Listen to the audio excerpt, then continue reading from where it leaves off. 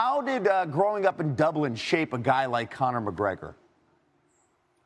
Well, I mean, there's the tourist part of Dublin that I guess, I've seen when I've been there just on vacation. That's very different from the actual Dublin, which is a very clannish, parochial place of tight-knit neighborhoods.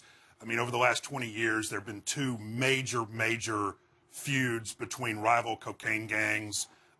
Both of those started in the neighborhood where he's from. So he's grown up in a place where, where fighting was very tied to sort of the daily act of living. And I mean, he is from a place where you better learn to fight, if only to protect yourself.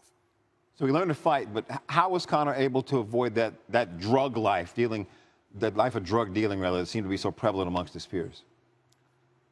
Well, I mean, there are two things that happened while he was growing up. There was a feud called the Kremlin-Drimna feud, and basically guys were just killing each other, and it started over something, but it ended up just being revenge killing.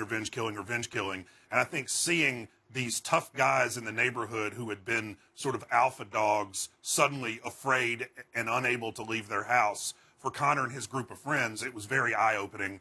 And, I mean, as we talked about leading up to this fight, I mean, he is, at his core, an act of self-imagination. And I think early on, he knew he wanted something different than the blue-collar life of his father, and he didn't want to be looking over his shoulder for the rest of his life.